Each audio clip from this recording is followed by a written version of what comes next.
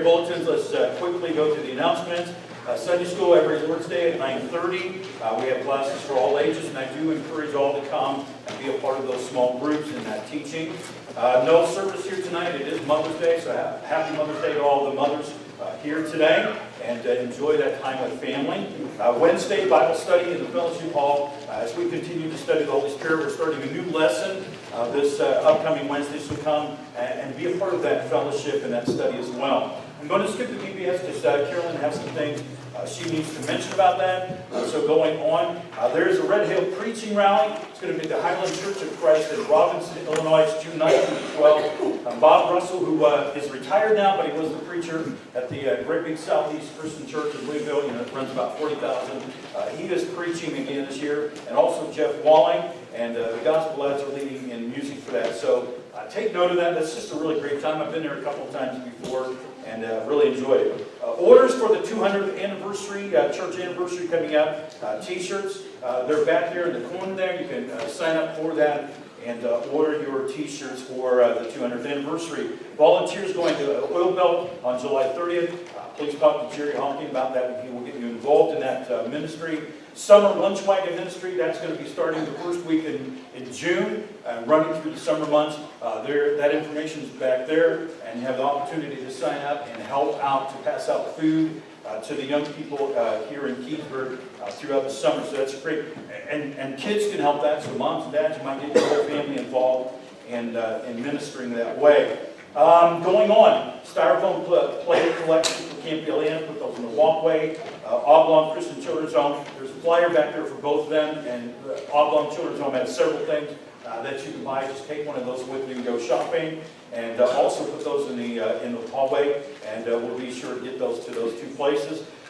Mission ideas or applications back there for different projects and so forth. And along with that, I want to thank all those who worked yesterday to get the building across the street ready. They stripped off the siding and everything to get that ready to put the new garage door in here in the next few weeks, and be able to get the trailer put in there and out of the weather. So thank you to all those who helped yesterday. Fellowship Hall has been reserved for May 19th. Just take note of that. 200th church anniversary will be the last Sunday of August, the 25th. A lot of things going on that day. A lot of great opportunities to worship and service and so forth. So please invite all your friends. Make sure that you can be here for that day. It's going to be great.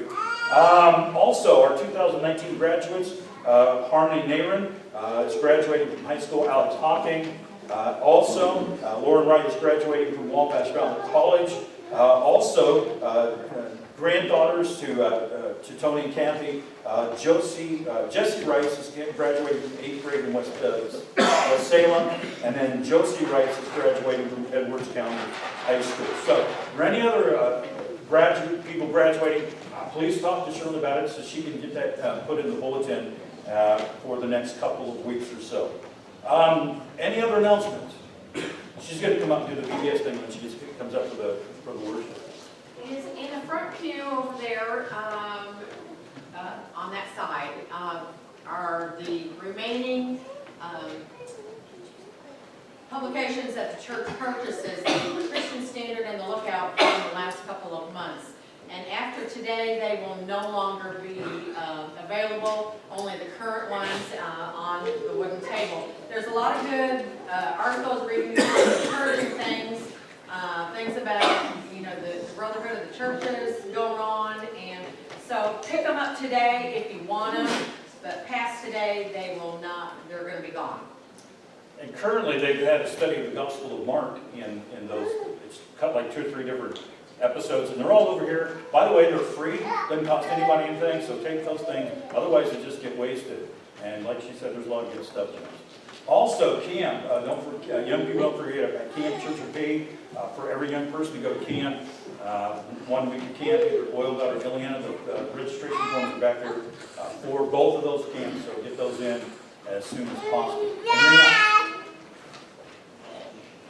Okay, on to the birthday list, the anniversary list. We want to wish a happy belated birthday to Olivia Peach, May 11th. Want to wish happy birthday to Haley Peach, May 13th, excuse me, and Mike McBride, May 14th, Sherry Kiefer, May 17th, Larry Honking, also May 17th, they're twins, Ashlyn Peach, May 18th. Any birthdays waiting in the bulletin? Okay, no anniversaries listed. Did anyone have an anniversary? You asked for the flower guys.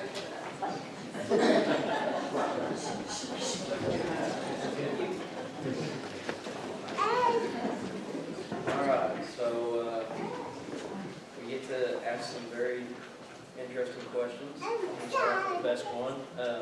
Let's go with the oldest mother. Who wants to claim that one? I know my mom's pretty close to me.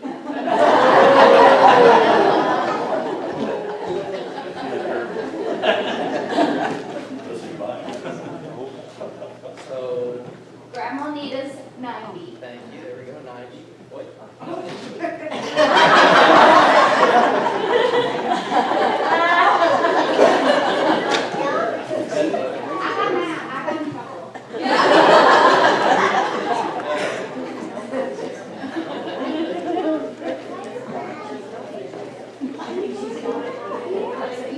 Anybody over 90?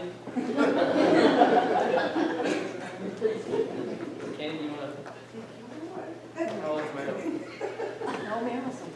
85. 85? Oh. You're just a young one.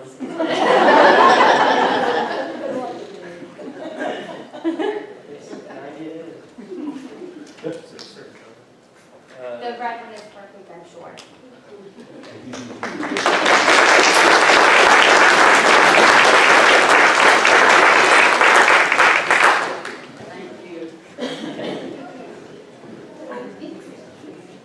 So now the youngest mother, we know Marilyn's 85, so we want.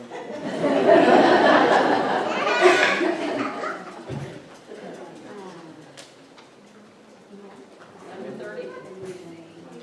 26, anyone under 26?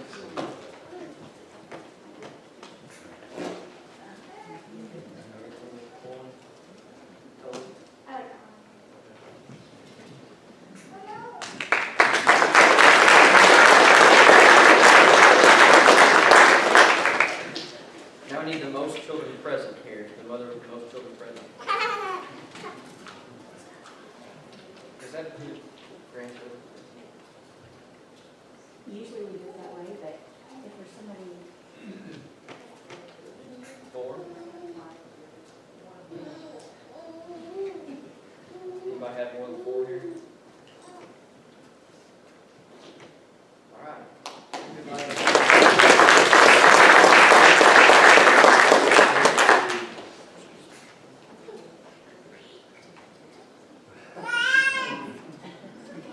And now we have the mother that traveled the farthest to get here today. So, Shirley, had a pretty long walk.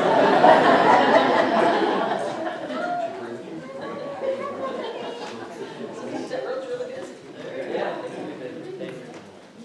I don't really know where anybody lives, so help me out here. We know where you live.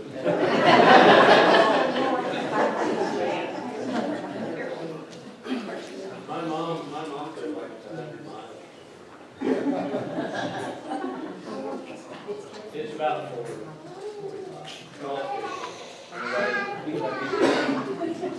That's it.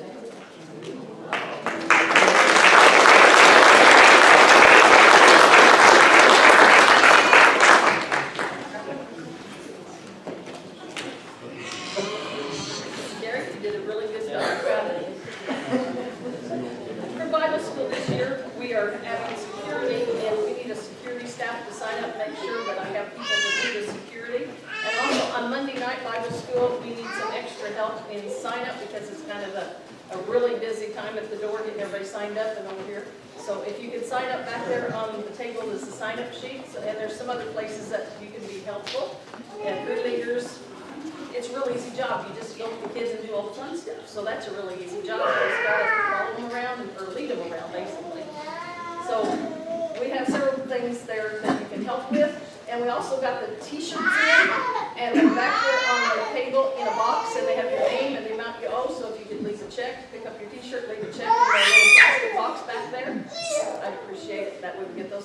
and there are some extras. If you didn't get to order one, or you forgot to sign the sheet, we did order some extras. So if you'd like one, we got those. He's fine. I'm glad to hear you sing. Let's all stand and sing this morning. Come, now is the time to worship.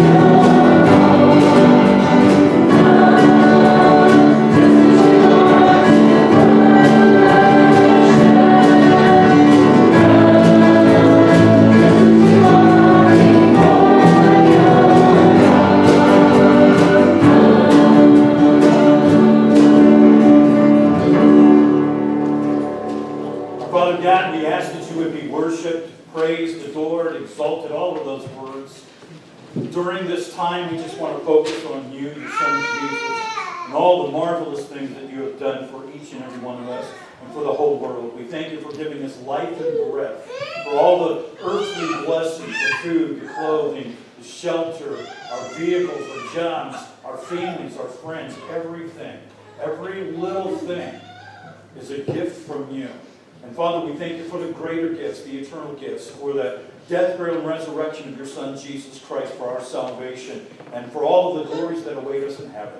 And we pray that Jesus would come soon. But until that time, keep us faithful, Lord, and help us to be witnesses for you, to reach out and engage other people and bring them into the community of Christ. We pray a healing touch on all those on our prayer list, individual lives that are struggling maybe with cancer or with recovering from surgeries or other issues.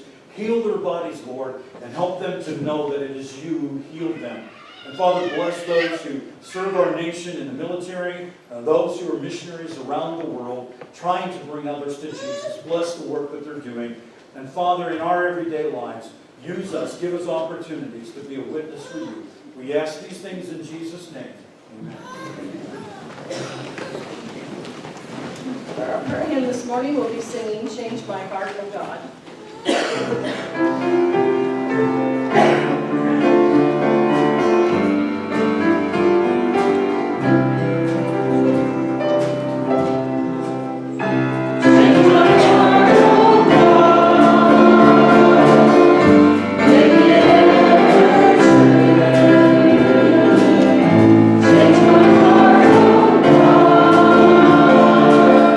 May I be like you.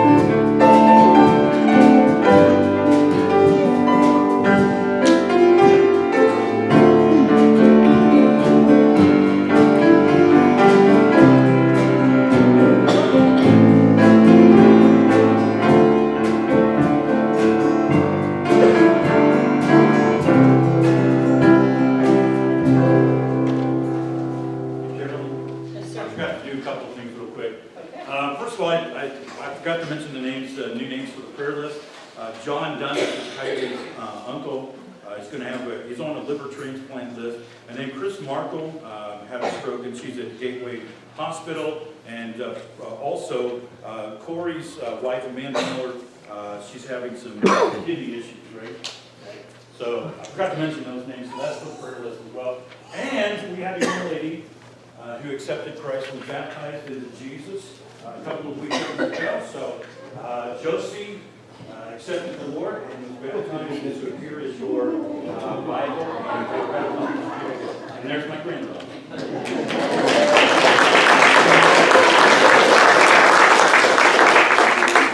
She's so cute. Also, one thing we forgot to tell you, there are flowers in the back as you leave. Please, if your mother, please pick one up. So those are from Hawking Green Thumb, right? So we appreciate them bringing them up, and they're so beautiful. So we will have specials today. I hope nobody has a special. Anybody have a special? Everybody feel special? All the mothers feel special, right? If you're a mother, raise your hand. Look at all those wonderful people. Just think where we'd be without mothers. If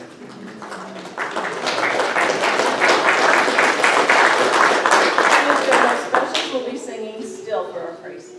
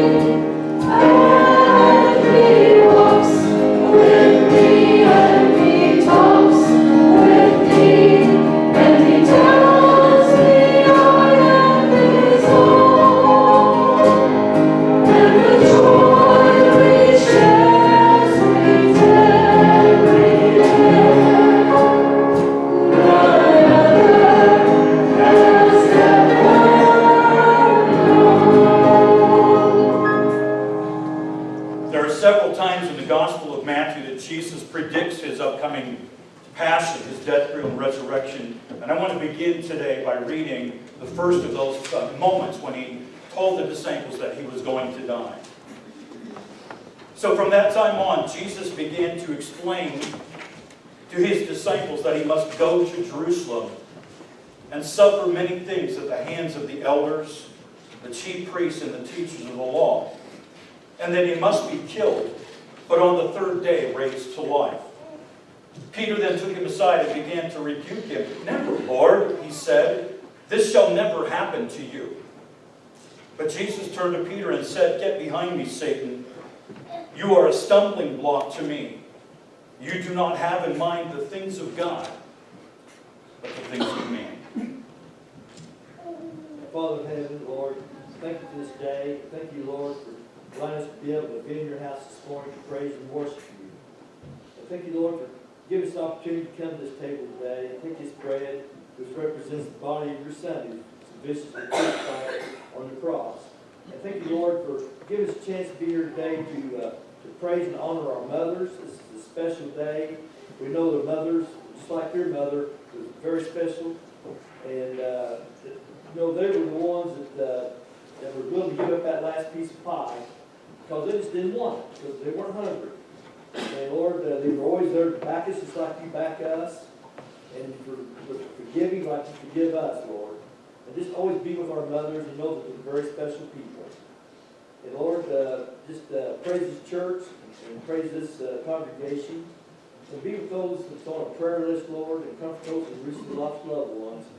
And the military, watch over them, keep them safe and out of harm's way. And Lord, we just praise you and we love you, Lord.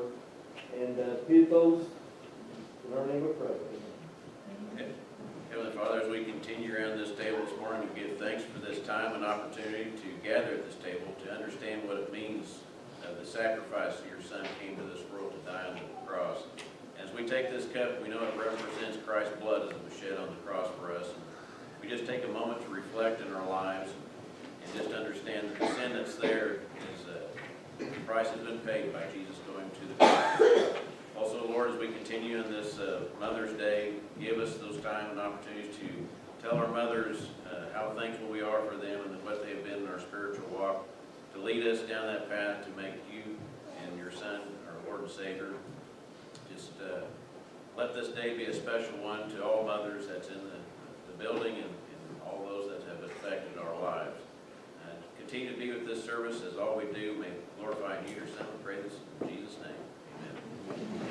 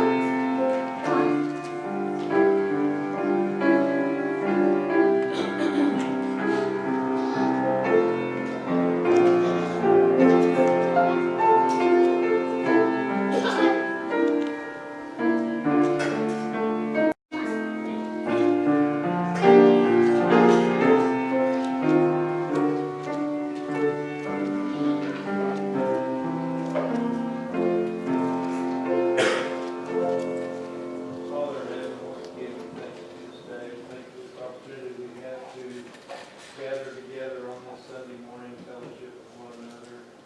This part of our service, we ask that all of our attention be on the morning message. We learn more about you and we use it in our everyday lives.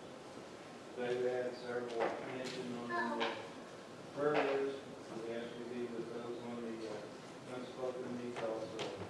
This time we're asked to give back a small portion, so grateful we give. Use this to help your kingdom. In the name of you pray.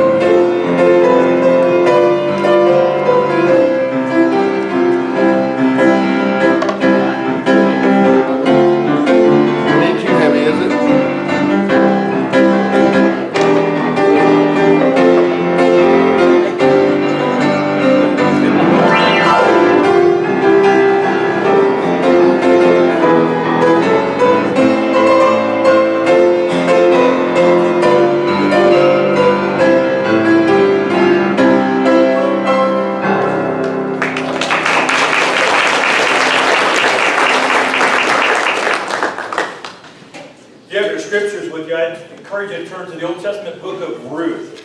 As we begin this Mother's Day sermon, you know how anxious I've been waiting for this. Not? Well, let me begin with this. It's Mother's Day, and I miss my mom. I have two pictures of my mother in my office. One of them is in a little ceramic frame that Harold Maris gave to me after my mother passed away a few years back. So thank you for that. And I do have her picture in there, and it's in my office. And I look at those pictures of my mother from time to time, and it brings back a lot of memories. There is a picture, one picture of my mother with my two sisters and myself, and as you know, my two sisters are gone as well, and so the only surviving person in that picture, for the moment anyway, is me. And so here on Mother's Day, I want you to know that I miss my mom, and I love her dearly, and I know that I will see her again one day, as well as my two sisters, Sherry and Teresa, who both were mothers as well. Mother's Day is an opportunity to honor you ladies, and I want to again say Happy Mother's Day to all of you, and thank you for all of the work, the love, the care, the compassion that you pour into your marriages and your families and into the life and ministries of this church, or perhaps other churches if you're visiting with us today. So the message today is really, it's going to be geared towards mothers, but let me just make this statement that everything that I preach on this morning is about relationships and faith, which is applicable to every man, woman, and child in the sanctuary this morning, myself included. We can all learn, we all grow, we can all model the life of those that we're going to study here for the next few moments. I've entitled the message, Naomi's Faith Impact, Ruth's Faithfulness, and Boaz, the kinsman redeemer. And they are all interconnected and all interrelated. But I need to give you some background to the entire story and the text that we're going to study today about those three individuals. You have your Bibles, Ruth chapter 1. Let me read the opening verses of that first chapter to give the background, the historical background of which the story takes place. Verse 1. In the days when the judges ruled. If you've got your Bibles open and you look at the page before the first page of the book of Ruth, you'll notice that it mentions the book of Judges. The book of Judges precedes the book of Ruth, and this story is in the middle of that historical time period. In the days when the judges ruled, there was a famine in the land. And a man from, catch this, we just celebrated Christmas not too long ago. A man from Bethlehem, you ever heard of that town? City of David, town of David. A man from Bethlehem in Judah, together with his wife and 2 sons, went to live for a while in the country of Moab. The man's name was Elimelech. His wife's name was Naomi, and the names of his 2 sons were Mahion and Chilion. They were Ephrathites from Bethlehem and Judah. And they went to Moab and lived there. Now, I want to read the next verse, and then I want to make a couple of quick comments on this background. Now, Elimelech, Naomi's husband, died. I need you to process that for a moment. That is of great importance here, but I'm not going to mention it and preach on it. Naomi's husband, Elimelech, died, and she was left with her 2 sons. They married Moabite women, one named Orpah and the other Ruth. And after they had lived there about 10 years, both Mahion and Chilion also died, and Naomi was left without her 2 sons and her husband. Now, I just want to throw a couple of thoughts at you here before we proceed with the actual message this morning. It takes place during the time period of the Judges, and you have to understand that that time period was a time in which the people of God, the Israelites, were unfaithful to God. Terribly unfaithful to God. And they went through this circular historical thing where they would be horribly bad to God. They would fall into all kinds of idolatry, following the gods and goddesses of the neighboring nations around them. And then God would raise up a judge. He would bring them back to God, restore them to faithfulness. And just a few years later, usually after the judge died, that they would go right back into idolatry with all of the nations around them. And that happened time and time again. And so this story is right smack in the middle when God's people are unfaithful to Him and they are fallen into idolatry. Got to keep that in mind. Now a famine comes on the land. Food is scarce.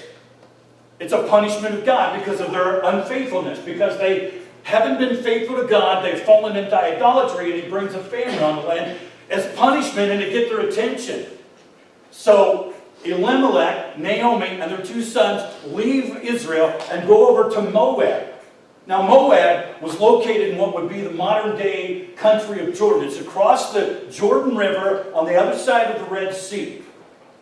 And here's what you need to know about these people. The nation of Moab came from an incestuous relationship between Lot and his oldest daughter. Isn't that nice? They slept with each other. And they had a son, and they named him Moab. And all of the Moabites are descendants from that boy that came from that relationship between Lot and his oldest daughter. So they're related to the Israelites, but they are completely pagan. And they follow the gods and goddesses of that region, Chemosh, Molech, Baal, and all of those gods and goddesses. And often the Moabite people introduce that idolatry again and again into the life of Israel. In fact, I want to read this passage of Scripture. Get your Bibles, flip over real quick to Numbers. The children of Israel are wandering through the wilderness, and they've come near the land of Moab. Let me read to you Numbers chapter 25, just the first 3 verses of an encounter between the Israelites and the Moabites that is typical of what's taking place as a background to our story. While Israel was staying in Shittim, the men began to indulge in sexual immorality with Moabite women who invited them to the sacrifices of their gods. The people ate and bowed down before these gods. So Israel joined in worshiping the Baal of Peor, and the Lord's anger burned against them. And so this is happening over and over and over through the history of Israel, especially during the time of the Judges. Now keep that in mind as we study these 3 people in the passage today. Let's look first of all at Ruth. Ruth is Naomi, excuse me. I'm looking at Naomi first. Sorry, I jumped ahead. I'm a little concerned about time. But anyway, let me get to this. Naomi and her good and godly impact on her daughter-in-law, Ruth. Look at this. Verses 4 through 12. I got to read all this so we get it all in here. Starting with verse 4, rereading that. They married Moabite women, one named Orpah and the other Ruth. And after they had lived there about 10 years, both Mahlon and Chilion also died, and Naomi was left without her 2 sons and her husband. And when she heard in Moab that the Lord had come to the aid of his people by providing food for them, Naomi and her daughters-in-law prepared to return home from there. With her 2 daughters-in-law, she left the place where she had been living and set out on the road that would take them back to the land of Judah. Then Naomi said to her 2 daughters-in-law, "Go back, each of you to your mother's home. May the Lord show kindness to you as you have shown to your dead and to me. May the Lord grant that each of you find rest in the home of another husband." And then she kissed them, and then they wept aloud, and she said to them, "We will go back to you and your people." But Naomi said, "Return home, my daughters. Why would you come with me? Am I going to have more sons who could become your husbands?" Next verse, verse 12, just the first part. "Return home, my daughters." And I want you to note several quick things here, real fast. I want you to see the good and the godly impact of Naomi on her daughters-in-law. I want you to note, first of all, that Naomi treated her Moabite daughters-in-law well. And listen to me, I just gave you all that background. Over and over and over, the Moabite people seduced the men of Israel into sexual immorality and idolatry. And there is every reason for Naomi to despise the Moabites, to hate them, and especially when her sons went out and married a couple of them. Does everybody understand that? She could have been mean to them. She could have been hateful to them. Because in the law of God, which we studied a couple of weeks ago, according to the law of God in the Old Testament, Israelite men were not allowed to marry foreign women. That just soaked in, right? It was against the law of God for an Israelite man to marry other than an Israelite woman. And these 2 boys married Moabite women. They broke the law of God. And she could have been hateful to them. She could have been racially biased towards them. She could have done a lot of things other than what she did. But she was a godly woman. Ladies, she was godly. And she had a great impact on her daughters-in-law. She was good to them. And we know that in a lot of different ways. First of all, when she gets ready to go back to Israel, and she tells the daughter-in-laws to go back to their homes, they want to come with her. She has treated them so well that they're willing to leave their home country, their families, and everything they're familiar with, and go with her. Because she's been so good and so godly to them. Let me read verses 6 through 10 here real quick. When she heard in Moab that the Lord had come to the aid of his people, providing for them, Naomi and her daughters-in-law prepared to return home from there. With her 2 daughters-in-law, she left the place where she had been living and set out on the road that would take them back to the land of Judah. Then Naomi said to her daughters-in-law, "Go back, each of you, to your mother's home. May the Lord show kindness to you as you've shown to your dead and to me. May the Lord grant that each of you will find rest in the home of another husband." Then she kissed both of them, and they wept aloud, and they said to her, "We will go back with you to your people." She has given them, socially, she has given them freedom to go back to their original families, to go back home. She has released them from any obligation to her. She loves them and wants the best for them. She could have been mean, like the wicked stepmother in some fairy tales. She could have treated them badly. She could have taken them back to Israel, and she could have made them feel unloved and uncared for. She could have forced them into being basically slaves like Cinderella in the story of Cinderella. She could have done a whole lot of things to them that she didn't do. She was kind. She was good. She was godly to them. And notice the blessing that she offers to them in verses 8 and 9. She compliments them. She says, "Thank you for being so good to my boys. Being so good to me." And then she says, "May God bless you." I release you, just go home. I really don't have anything else to offer you. I'm not going to have any more kids that you could grow up and marry. Just go and enjoy your life. She just wishes the best for them. And I just want you to see that. And this is a relationship. Ladies and gentlemen, we're talking about family relationships here. Of each and every one of us having a good and godly impact on our loved ones. Whether they be in-laws, or biologically related to us, or maybe adopted, or just people that we have basically kind of brought into our lives and into our families. She calls them daughters. Do you catch that? Verse 2, verse 10, verse 11, verse 12, she calls them daughters. She could have said daughters-in-law, maybe emphasize the last part, But she refers to them as her daughters. She loves them, they love her. And there's been this wonderful godly relationship between her and her daughters-in-laws. And not only that, but look at the spiritual impact she's had on at least Ruth. On at least Ruth. Naomi hears that God is blessing his people. That's verses 6 and 7. So she's ready to go back to Israel. Did you catch what happens immediately with the two ladies? Naomi has heard that God's blessing his people, and so she's responding in faith to that information, and she's going back to Israel. And guess who trails along with her? The two Moabite women. Now remember, they're living in Moab. And Orpah and Ruth's mom and dad probably live pretty close by, don't you think? A whole lot closer than they will when they go back to Israel. But both girls are willing to go because of the spiritual impact that Naomi has had on both of them, introducing them to the God of Israel. They're willing to leave their gods, their country, their families, and everything else behind, and accept and embrace the people of Naomi, the God of Naomi, Jehovah God, the God of Israel. And I want you to just garner all that. Look at verses 16 through 19 as well. But Ruth replied, don't urge me to leave you or to turn back from you. Where you go, I will go. And where you stay, I will stay. Your people will be my people, and your God, my God. Where you die, I will die, and there I will be buried. And may the Lord deal with me, be it ever so severely, if anything but death separates you and me. And when Naomi realized that Ruth was determined to go with her, she stopped urging her. Naomi had such an impact on Ruth that Ruth left everything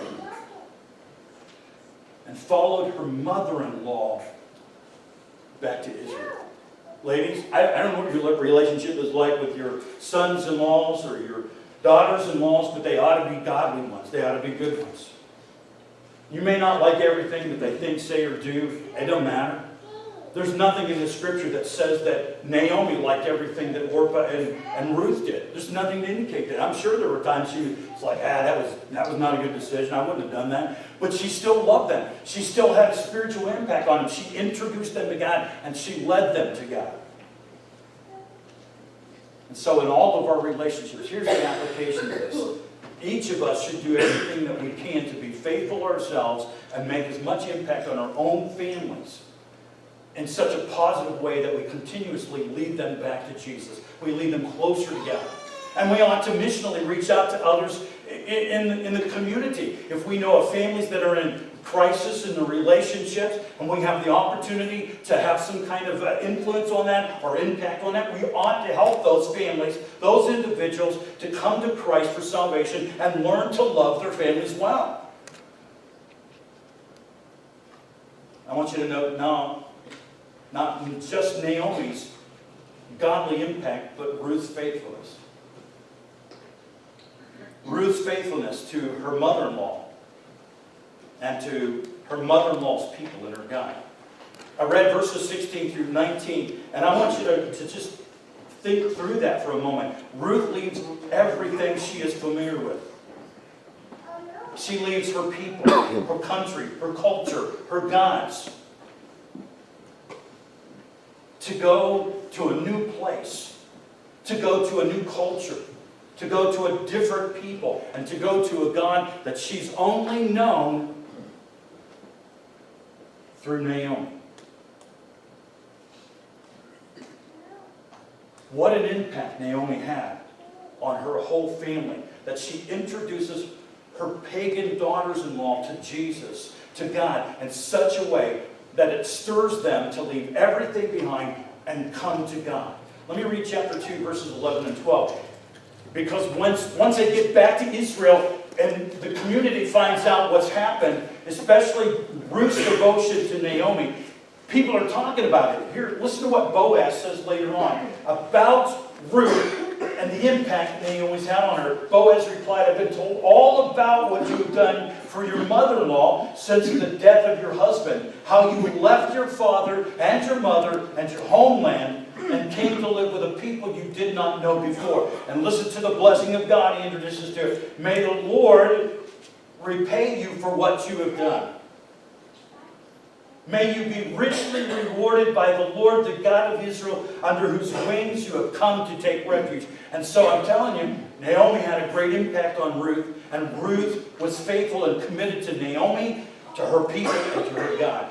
What a beautiful relationship. I say again, I don't know what your relationship is like to the other people in your family, especially maybe to sons and daughter-in-laws or mother-in-laws or whatever. But they need to be like that. We need to be faithful to our families. We need to be faithful to our God. It's a period of time when Israel's not faithful to God.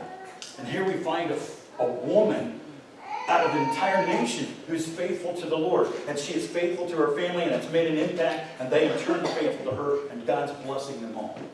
You want your family to be blessed? Lead them close to the Lord and keep them there. And missionally, we need to do again, to reach out to others, maybe friends or family, co-workers or fellow students or whatever, whose lives are in crisis, especially relationships within a family, and point them to Jesus, point them to God, point them to the Lord to bring healing to their families. Final thought, the third person in our story is not a mother. I get that. I don't like Mother's Day sermons anyway, so, you know. We have this guy named Boaz. And I thought, you know, this doesn't fit Mother's Day. Maybe I should leave this part out. We should go home now. But I really can't do that because it's such a powerful part of the story.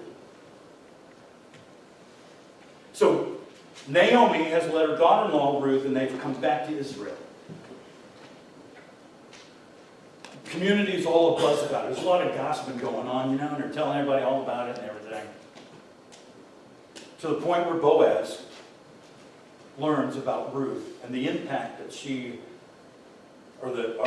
impact that Naomi has had on Ruth and how good Ruth has been to her mother-in-law. You say, well, why is that important? It's very important. Because in that culture, and I'm just telling you ladies, in that culture, it was hard for a woman not to be married. Weren't many opportunities for women to earn a living in that world. And that is not a Bible thing, by the way. That's in an Old Testament. That's just an old world thing. It was difficult for women to survive. When Ruth and Naomi got back, the first thing that Naomi did was to send her daughter-in-law Ruth out to go behind all of the farmers who were harvesting their crop. It said it's the barley crop season. And so she's following behind the tractors. Okay, they didn't have tractors, but she's following behind the people that are reaping the harvest. And anything that's left behind that they missed, she goes along and collects. And that's how she and Naomi are going to earn a living. That's how they're going to survive. That's how they're going to get by, unless a kinsman redeemer would step forward and save them both. Anybody here familiar with what I'm talking about? Yeah, about half a dozen people. So the rest of you, this is new. Let me throw this stuff at you real quick and then we'll go home.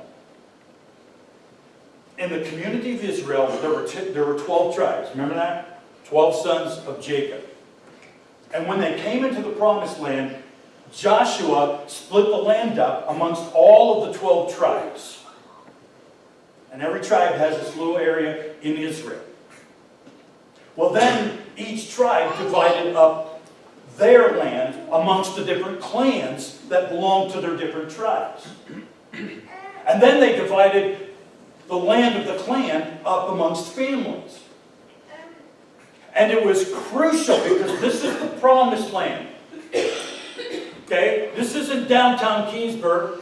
This is the promised land. This is the highest valued real estate on the planet. And it was crucial to God and His will for the people of Israel that all of the land stay within each tribe, each clan, and yes, each family.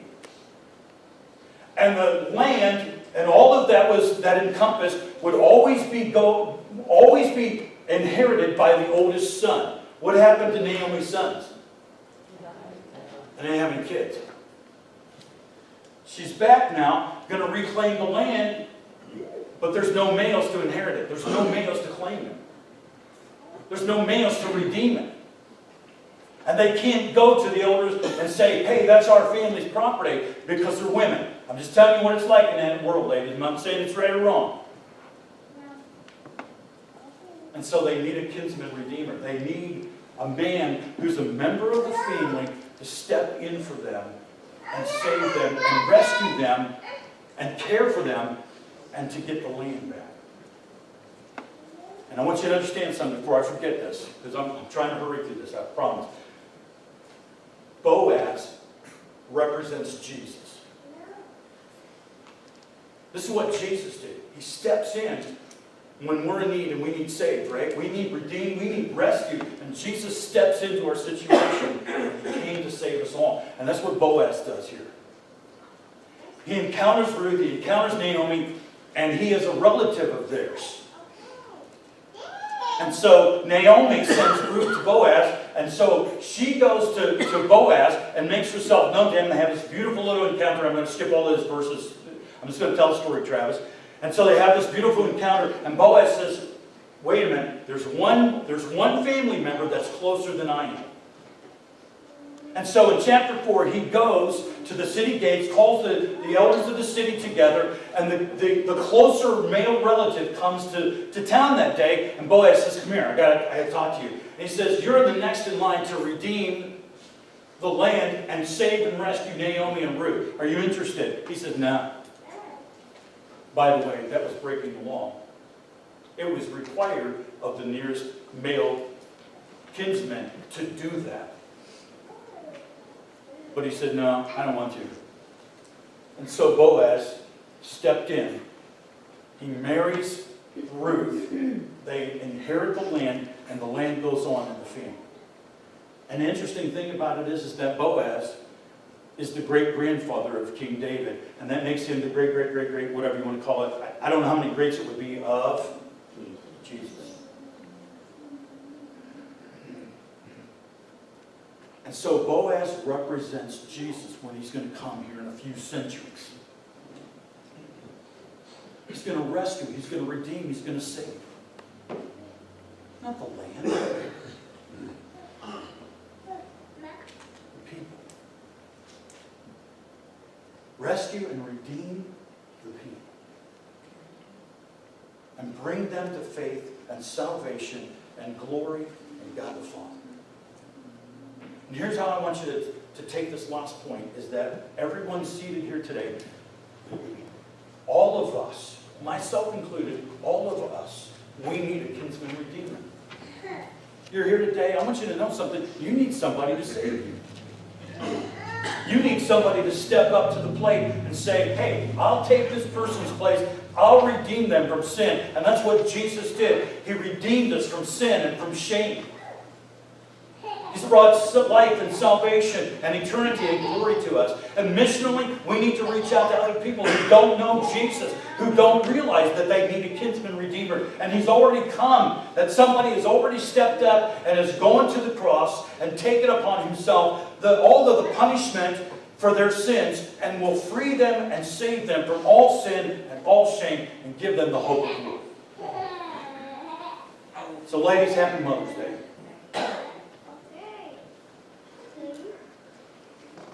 Be a mother.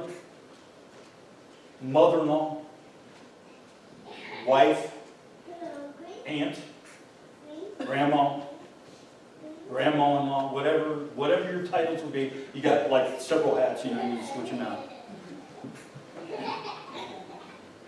Be a good one. Be kind, loving, compassionate, caring. Be a woman of faith, a spiritual leader to your family. Have an impact on it for Jesus. You're here today and you're a daughter-in-law, daughter, whatever. Be kind, be loving, be compassionate. Foster, build a relationship with your mother-in-law, your grandmother-in-law, or whatever the relationships are. Men, same thing for us. Just switch the man part out.